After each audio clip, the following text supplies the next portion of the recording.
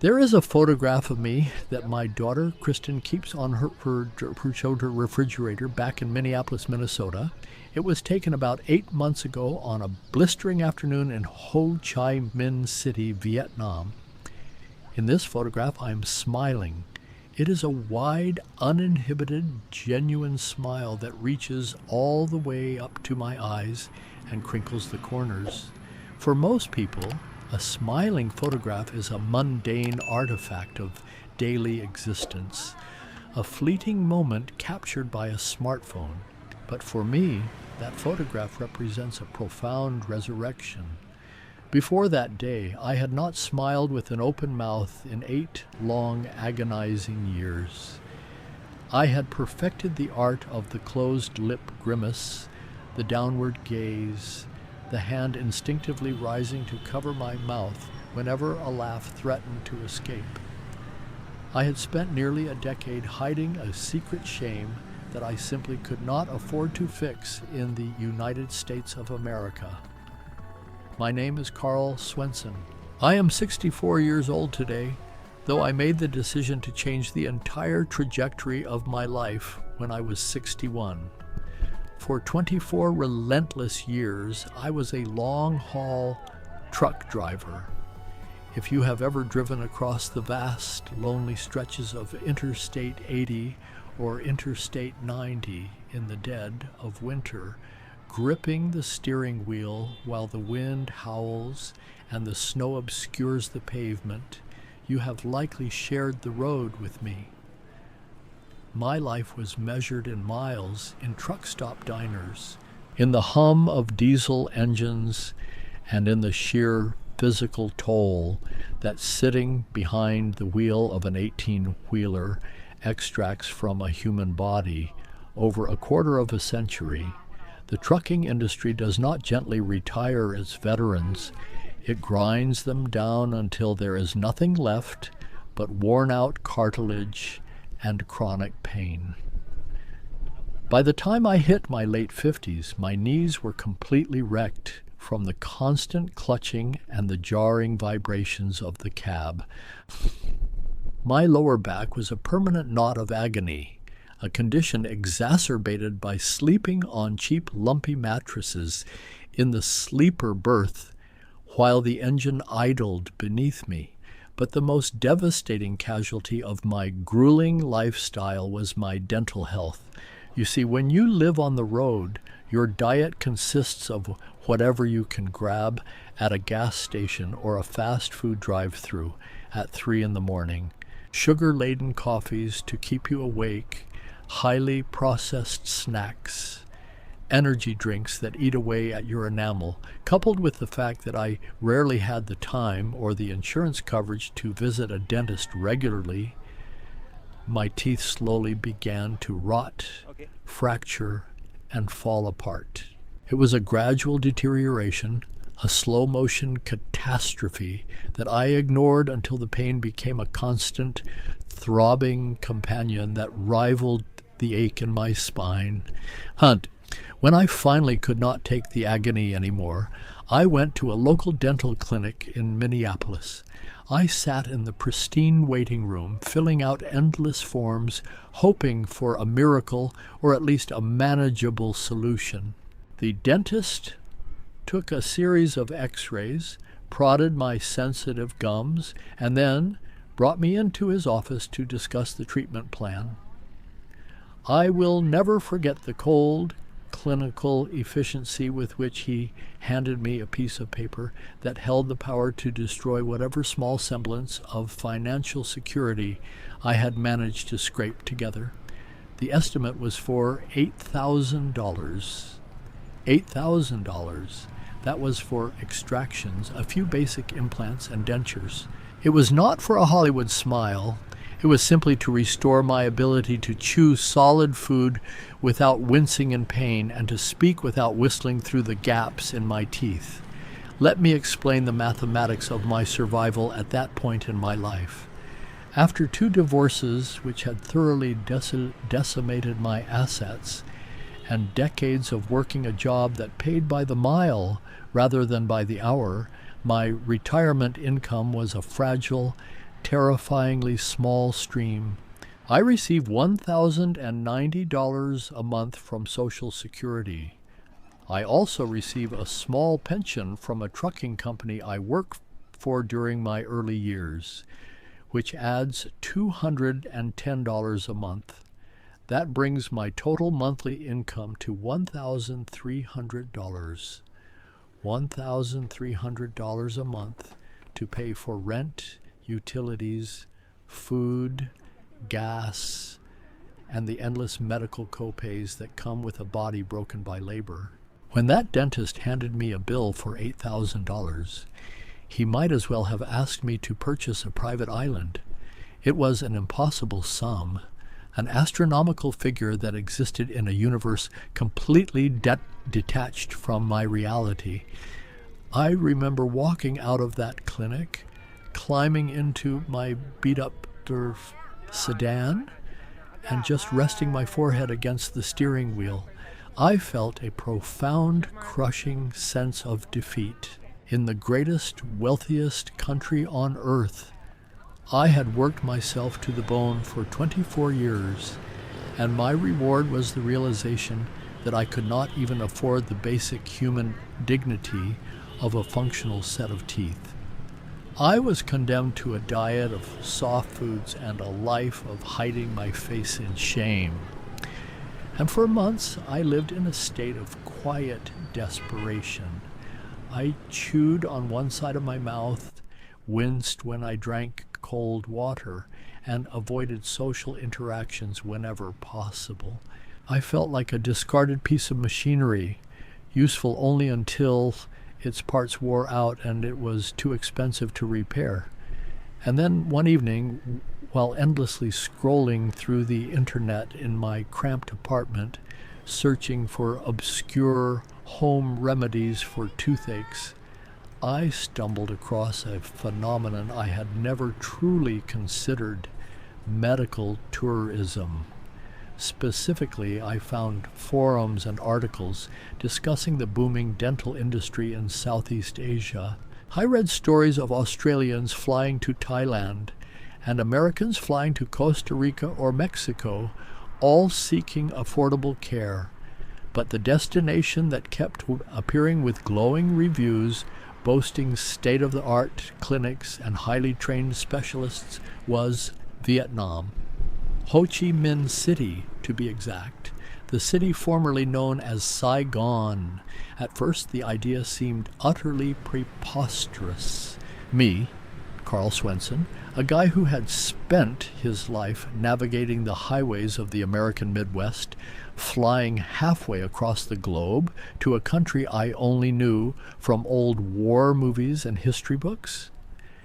It was absurd, but the pain in my mouth was a relentless motivator, and the numbers were impossible to ignore.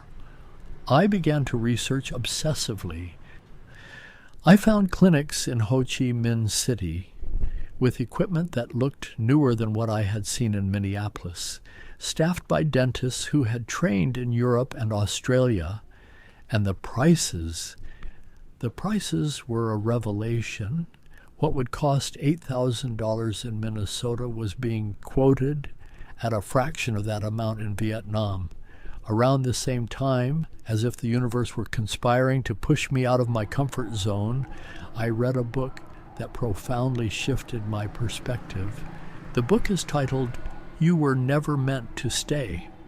It is a compelling exploration of human migration, not just as a historical phenomenon, but as a deeply personal imperative. The author argues that we become stagnant when we remain tethered to places that no longer serve our well-being, whether physically, emotionally, or financially. The core message resonated with me like a struck bell. If the soil you are planted in is toxic or barren, you have not only the right, but the obligation to uproot yourself and find fertile ground. I realized that my loyalty to the United States was a one-way street.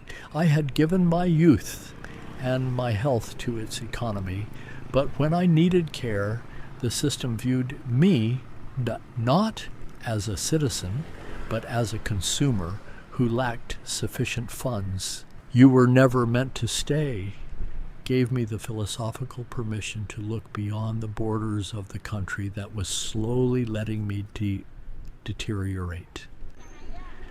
The only real anchor holding me to Minnesota was my daughter, Kristen.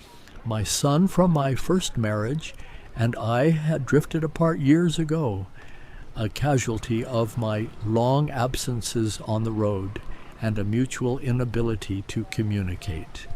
But Kristen and I were close. She had watched me struggle with my health, had seen the toll the pain was taking on my spirit.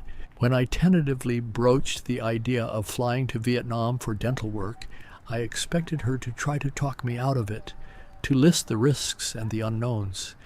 Instead, she sat quietly for a moment, looked at my sunken cheeks, and said, "Dad, you deserve to smile again. You deserve to eat a steak if you want to. If you have to go to the other side of the world to get your life back, then you have to go. I will help you figure it out." Her blessing was the final push I needed. I renewed my passport, which had been gathering dust for decades. I drained my meager savings account, bought a round-trip ticket to Ho Chi Minh City, and booked a cheap Airbnb in a district I could barely pronounce. I still carry an anchor object with me, a relic of my past life that I refuse to throw away. Tucked in the back of my worn leather wallet is my commercial driver's license card. It is expired now, the plastic edges frayed, the photo showing a younger, grimmer version of myself. I keep it because it reminds me of who I was, of the sheer grit it took to survive those 24 years on the road, and of the absolute necessity of the leap of faith I was about to take. It is a physical manifestation of a life that broke me, a life I was now fleeing in order to repair myself. The flight to Vietnam was a grueling, multi-leg journey that tested the limits of my bad back and throbbing knees. 24 hours of recycled air, cramped seats, and a growing sense of surreal anxiety. What was I doing? Was I walking into a scam? Would I wake up in a sterile room missing an organ? The fears were irrational, fueled by decades of ingrained American exceptionalism that told me anything outside our borders was inherently inferior and dangerous. When the plane finally descended into Tan Son Nhat International Airport, I looked out the window at the sprawling, chaotic metropolis below, a sea of lights and movement, and I felt a profound sense of vertigo. I was completely out of my depth. The next morning, armed with a map and a sense of desperate resolve, I navigated the sweltering, frenetic streets of Ho Chi Minh City to the dental clinic I had chosen. The city was a sensory overload, a torrential river of motorbikes, the smell of street food mingling with exhaust fumes, the towering modern skyscrapers standing shoulder to shoulder with narrow traditional tube houses. It was chaotic, loud, and vibrantly alive in a way I had never experienced. But when I stepped through the glass doors of the dental clinic, the chaos vanished. I found myself in a pristine, air-conditioned sanctuary that rivaled any high-end medical facility I had ever seen. The receptionist greeted me in flawless English, offered me a bottle of cold water, and guided me to a plush waiting area. Within minutes, I was ushered into an examination room outfitted with cutting-edge panoramic X-ray machines and 3D scanners. My dentist, a brilliant young woman who had completed her specialized training in Germany, sat with me for over an hour. She did not rush. She did not treat me like a nuisance. She listened to my history, examined my ruined teeth with gentle precision, and then presented a comprehensive treatment plan. She explained every step, every material that would be used, and the timeline for recovery. And then came the moment of truth, the cost.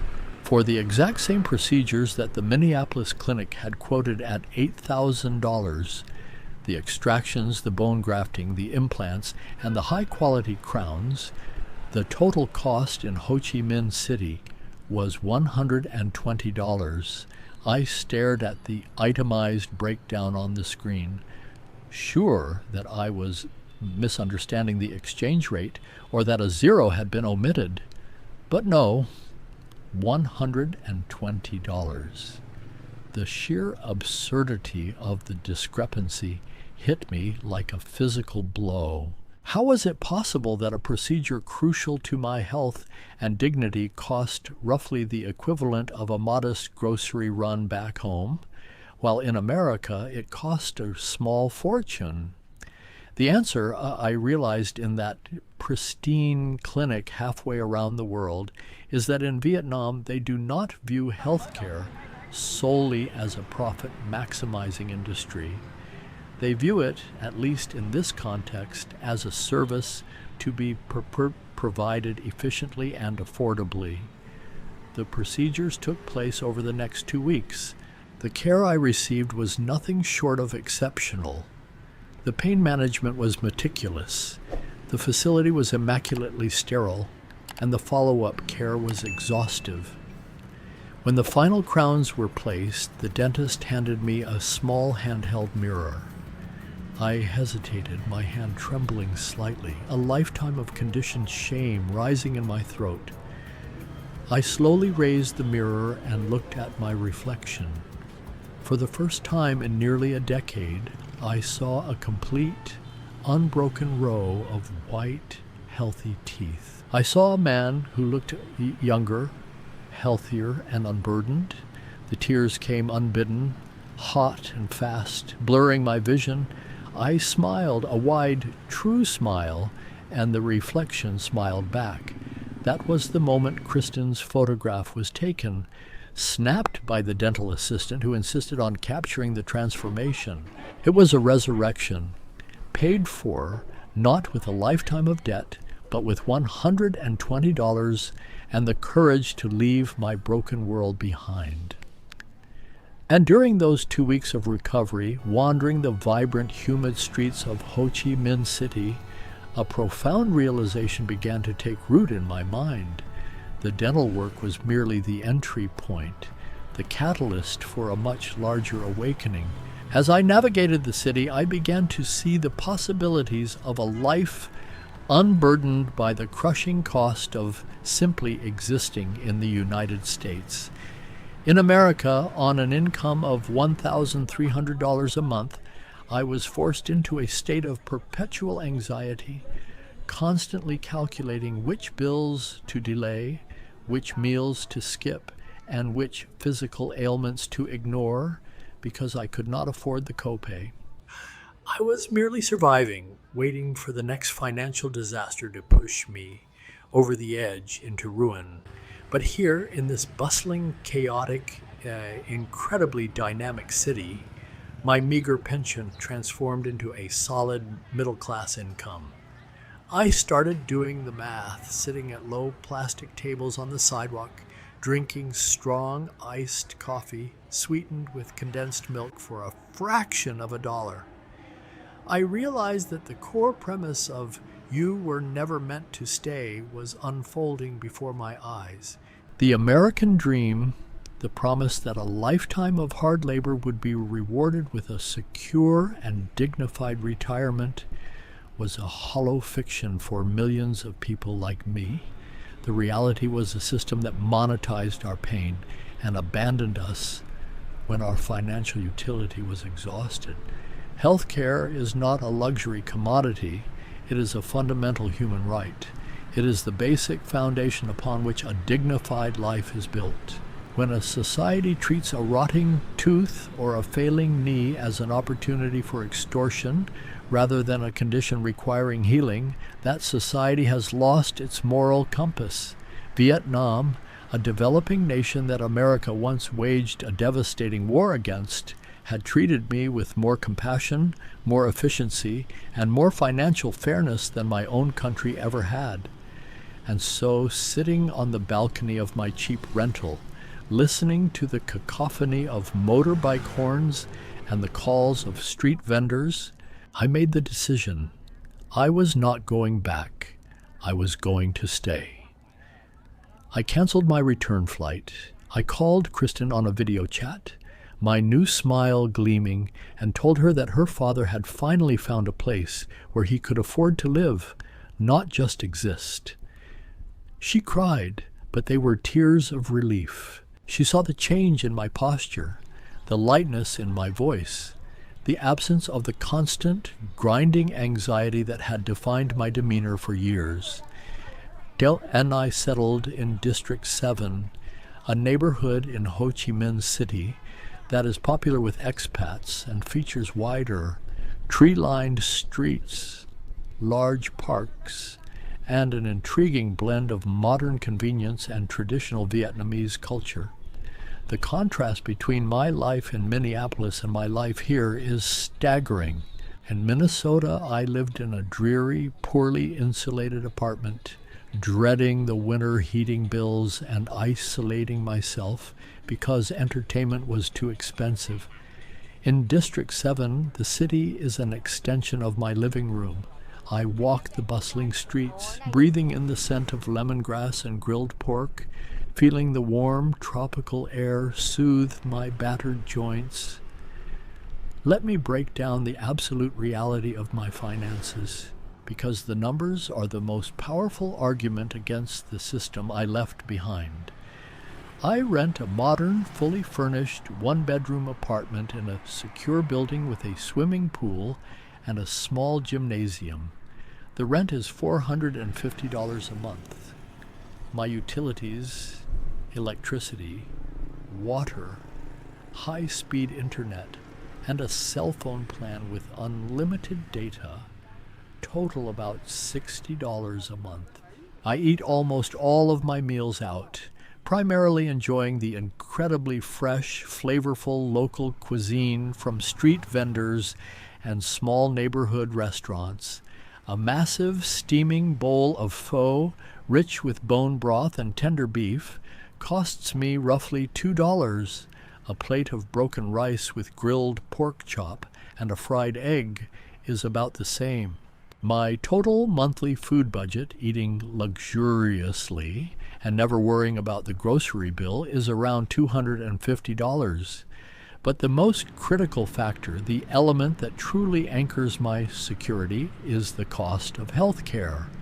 A few months ago, the chronic pain in my knees became unbearable, exacerbated by the humidity.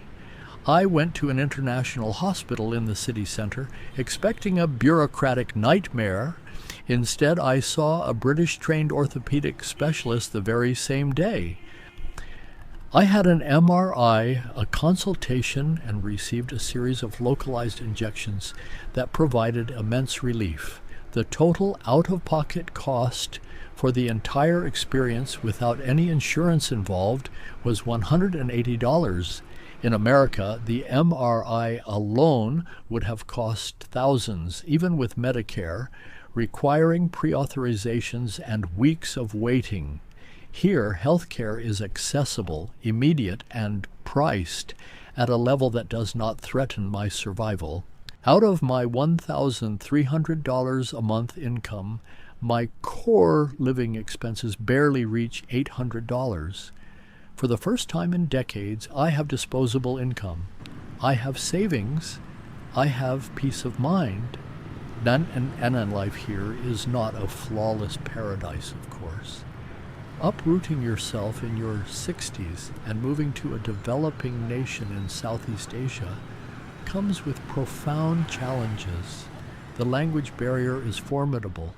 Vietnamese is a tonal language, and my Midwestern tongue struggles daily to master the subtle inflections required to be understood. I spend hours trying to learn basic phrases, often resulting in comical misunderstandings at the local markets. The traffic is a terrifying, organic entity that operates on an unspoken set of rules entirely foreign to an American truck driver. Crossing a major street requires a leap of faith. Stepping slowly and steadily into a river of thousands of motorbikes, trusting them to flow around you like water around a stone. It took me weeks to cross an intersection without breaking into a cold sweat. The air quality can also be a significant issue. On certain days, the smog settles heavily over the city, a thick haze of exhaust and construction dust that irritates the throat and obscures the skyline. The heat and humidity are relentless, a far cry from the freezing winters of Minnesota, but oppressive in their own right during the peak of the dry season. There are moments of intense cultural isolation, times when I desperately miss the familiar cadence of American English, the taste of a decent sharp cheddar cheese, or the straightforward simplicity of a Midwestern interaction. I am a tall, aging white man in a sea of Vietnamese faces. I stand out, and I am a perpetual guest in a country that is not my own. Yet the sense of community I have found here is remarkable. In District 7, I have connected with a diverse group of expats, retirees from Australia, digital nomads from Europe, teachers from South Africa. We share stories, advice, and a collective understanding of what it means to step off the expected path. More importantly, I have experienced profound warmth from the local Vietnamese people. Despite the history of conflict between our nations, I have been met with nothing but curiosity, respect, and a genuine hospitality that often humbles me. My local barber, who speaks perhaps 10 words of English, greets me with a broad smile and an energetic handshake every time I walk past his open-air stall. The woman who sells me iced coffee knows my exact order and waves to me from across the street. There is a deep, abiding humanity here, a recognition of shared existence that transcends language and borders. It is a stark contrast to the profound isolation and societal indifference I felt in my final years in America.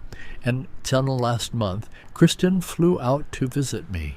It was her first time leaving North America, and the journey was as overwhelming for her as it had been for me.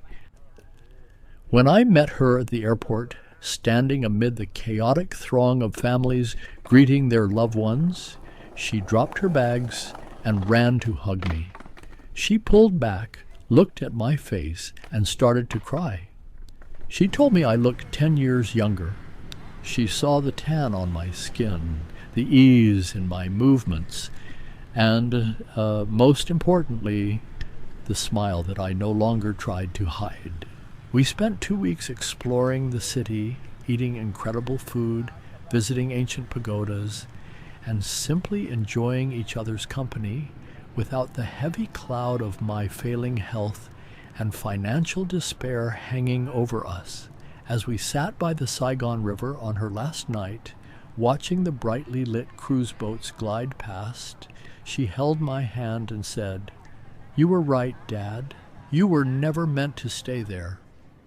To anyone watching this, to anyone sitting in a cramped apartment in America, staring at a medical bill you cannot pay, or grinding your bones to dust in a job that will discard you the moment you falter, I want you to hear this clearly. The system is designed to extract your value and monetize your decline, but you do not have to accept that narrative. The world is vastly larger, more complex, and more forgiving than the borders of your hometown. Healthcare is a human right, a necessity for a dignified life, and if your country refuses to provide it to you at a cost you can bear, you have the right to seek it elsewhere. I am Carl Swenson. I drove a truck for 24 years across the United States. I gave my youth, my spine, and my teeth to the American economy, but I found my salvation, my dignity, and my smile for $120 in Ho Chi Minh City. I carry my expired commercial driver's license in my wallet as a reminder of the prison I escaped, and I look at my daughter's photograph to remind myself of the grace I found. You are not a tree. If the soil is poison, move. The world is waiting, and sometimes salvation is just a plane ticket away. Thank you for listening to my story. The truth of the matter is that the American healthcare system is a labyrinth designed not to heal, but to confuse, to frustrate, and ultimately to profit. I remember the countless hours I spent on the phone during my years on the road, parked at desolate rest stops in the middle of the night, arguing with insurance representatives who sounded more like collections agents than healthcare professionals. Every procedure, every medication, every necessary intervention was a battleground where the objective was to deny coverage and shift the financial burden onto the patient. It was an exhausting, soul-crushing routine that wore down my spirit just as surely as the miles wore down my body. I would look at the deductions on my paycheck, substantial sums of money vanishing into a system that offered me nothing but deductibles, co-pays, and out-of-network surprises when I finally needed help. The realization that I was participating in my own financial ruin simply by trying to maintain my physical health was a bitter pill that I swallowed daily. When I contrast that reality with my life now in Southeast Asia, the difference is not just financial, it is fundamentally psychological. The constant low-level hum of anxiety that used to define my existence, the fear that a sudden illness or a broken bone would leave me homeless, has completely dissipated. I wake up in the morning without the heavy weight of impending medical bankruptcy pressing down on my chest. I can walk into a pharmacy here in Ho Chi Minh City and purchase necessary medications directly from a knowledgeable pharmacist for pennies on the dollar, without needing a costly doctor's appointment just to get a permission slip in the form of a prescription. The medical professionals I have encountered here, from the brilliant dentist who restored my smile to the orthopedic specialist who eased the agony in my knees, treat me with a level of respect and genuine care that I rarely experience back home. They view me as a human being in need of assistance, not as a complex billing puzzle to be solved for maximum corporate revenue. This transformation extends far beyond just my physical health. It has reshaped my entire relationship with the world around me. In the United States, poverty and poor health are often treated as moral failings, a source of deep societal shame. When my teeth were rotting, I felt a profound sense of personal failure, as if my inability to afford the exorbitant cost of dental care was somehow an indictment of my character. But here, surrounded by the vibrant, striving energy of a developing nation, I have realized that the shame belongs to the system that abandoned me, not to the man who simply needed to be healed. The ability to smile, to eat without pain, to walk without wincing, these are not luxuries meant only for the wealthy. They are the baseline requirements for a life of dignity and purpose. By leaving America and finding my care in Vietnam, I did not just fix my teeth. I reclaimed my humanity. I stepped outside the artificial boundaries that dictated my worth and discovered a global community where compassion and affordability intersect. It is a revelation that I carry with me every day. a testament to the profound truth that sometimes you have to travel halfway across the world to finally feel at home in your own body.